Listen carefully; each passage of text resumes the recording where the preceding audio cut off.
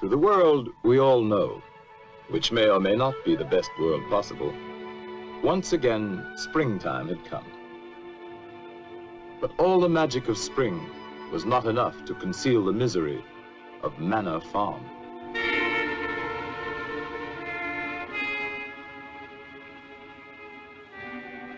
Once thriving and fruitful, the farm and its owner, Mr. Jones, had fallen on evil days.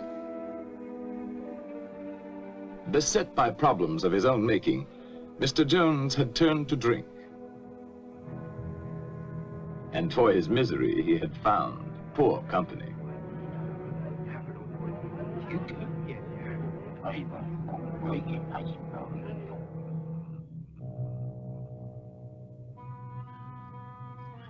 On the evening our story begins, it was later than usual when Mr. Jones came home from his drinking to make his rounds.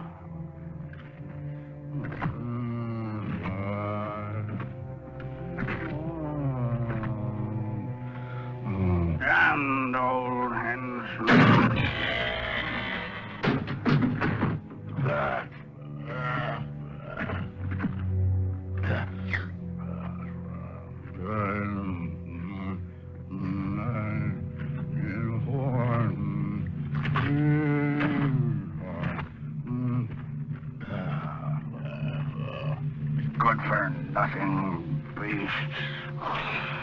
Eat their heads off.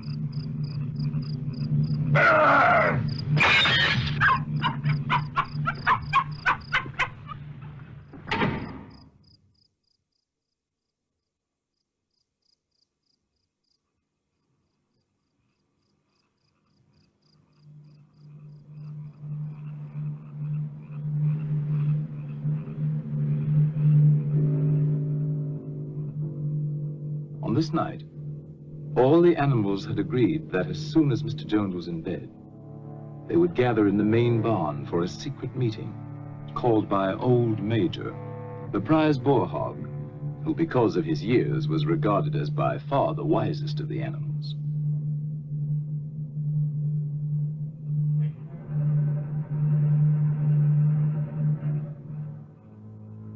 The other pigs started first for the meeting, being clever and fond of taking the lead.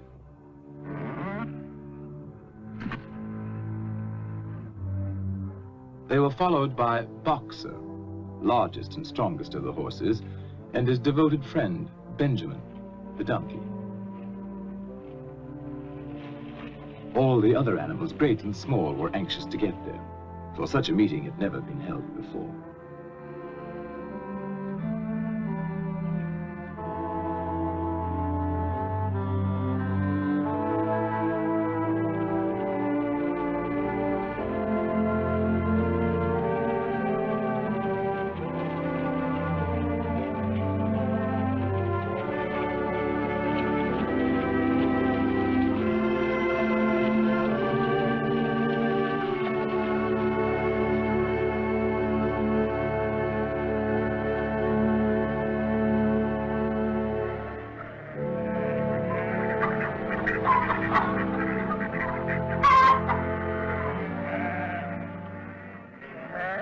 Old Major had been ailing, and now he had made known there were some things he wanted to say to his fellow animals before it might be too late.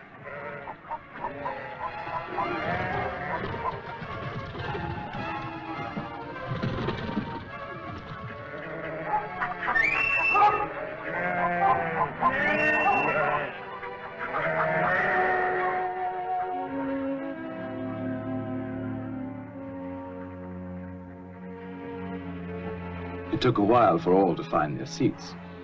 The pigs had taken up the best positions immediately in front of the platform. Among them, Snowball, determined to get a good view.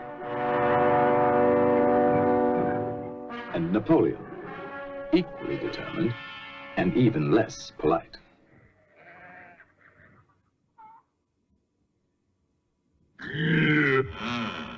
What was that? No. No, it wasn't Mr. Jones.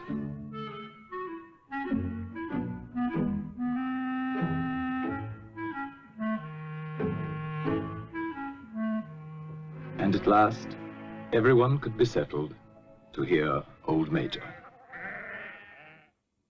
My dear friends, I have lived a long life. I have had much time for thought as I lay alone in my stall. I won't be with you much longer, and before I die, there's something I want to tell you. Few of us will ever know the blessings of a peaceful old age. You, boxer, when you have given the last of your great strength, what then?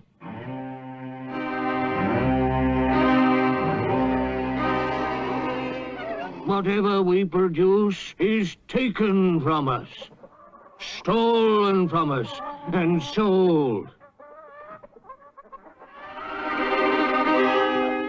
Our children are born to cold and hunger. Look at them while you can. You porkers, do you know what the future holds for you?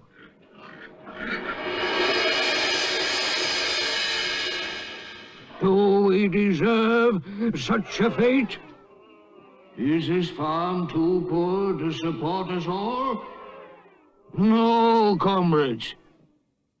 The farm is rich, but we'll never get our rightful share from Farmer Jones. Overthrow this evil tyrant, and we shall be rich and free. Courage! Revolt!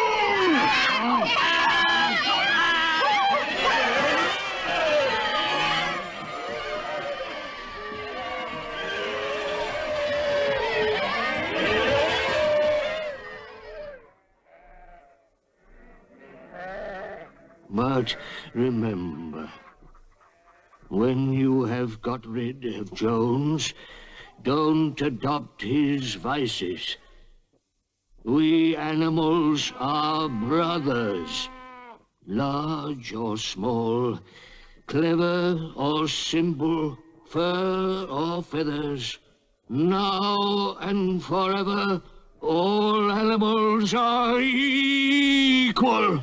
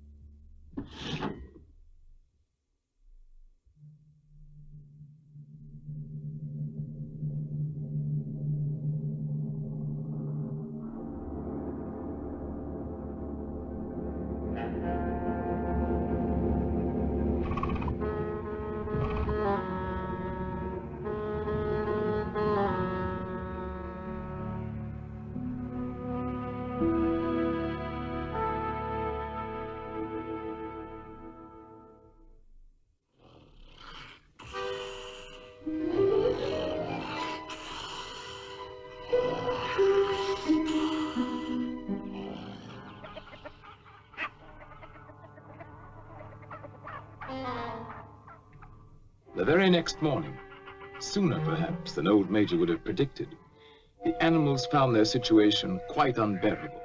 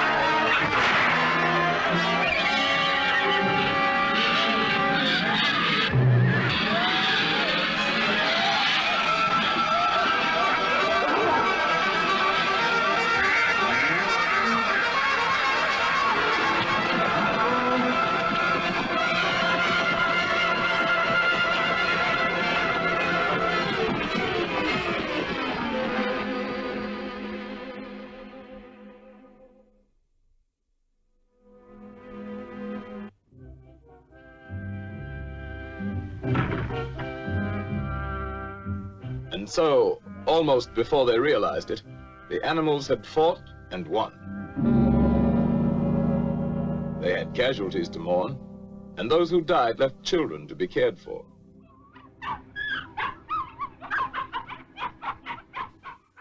But Manor Farm was theirs, and they lost no time in destroying everything that reminded them of hateful Mr. Jones.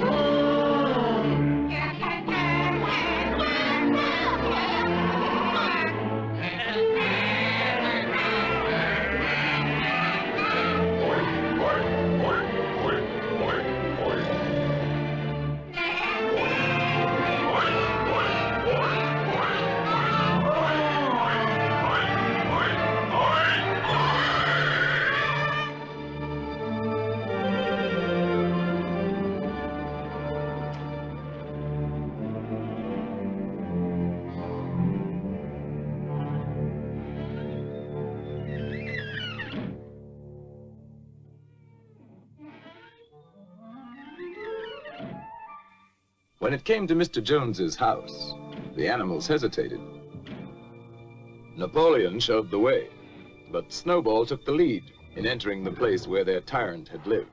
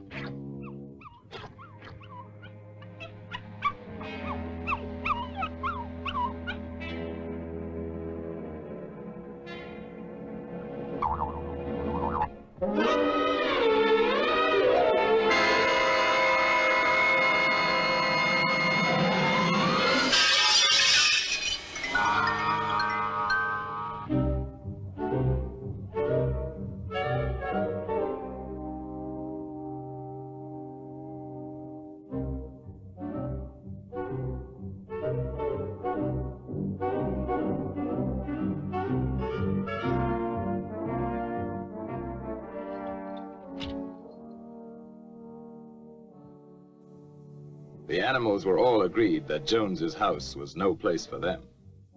All, that is, except Napoleon.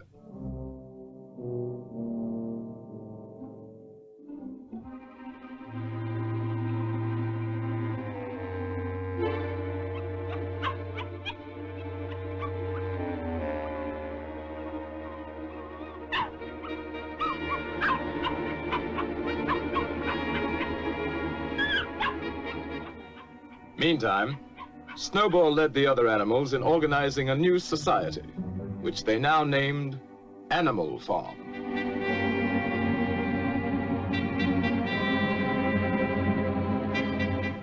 So that all might see and agree, the laws of Animal Farm were inscribed in a prominent place, to be remembered and obeyed forever.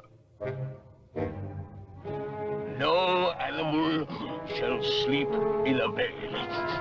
No animal shall drink alcohol. 4 legs good, 2 legs bad. Wings count as legs.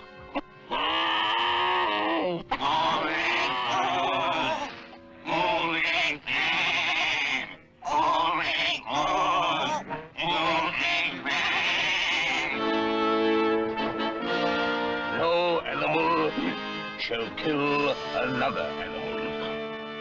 All animals are equal.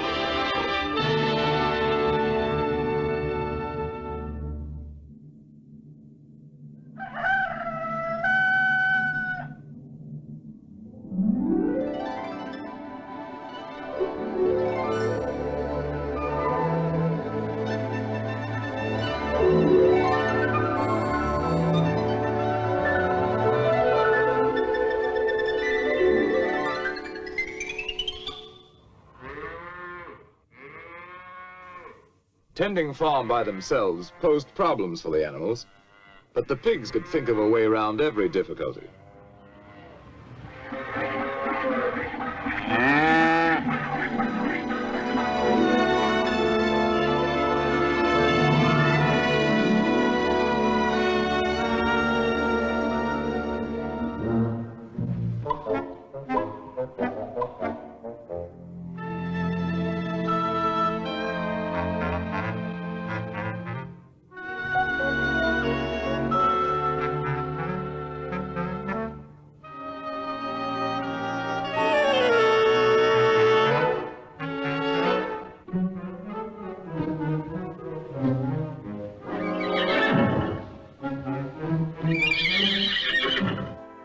Boxer was the admiration of everybody.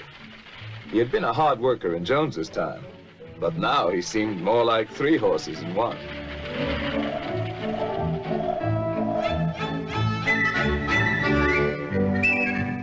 Instructed by Snowball, other animals worked out the rest for themselves, and the farm work was done like magic.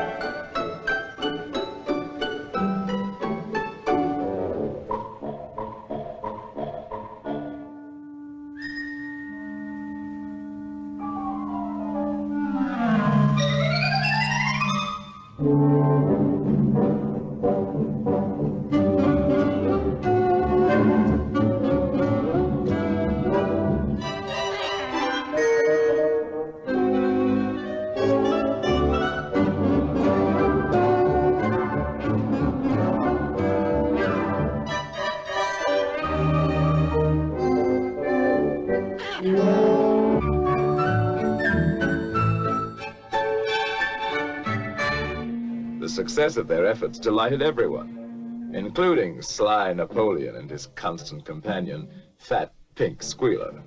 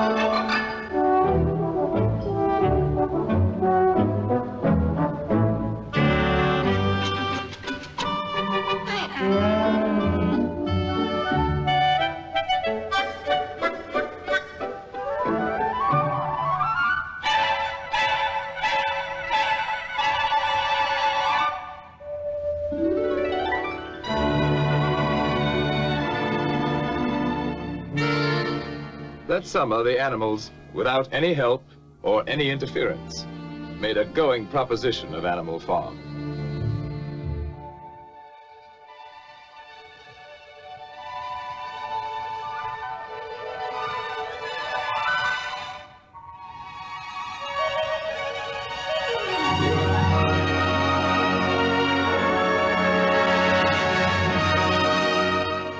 The fields yielded richly, and they were cut and gleaned with diligence and devotion.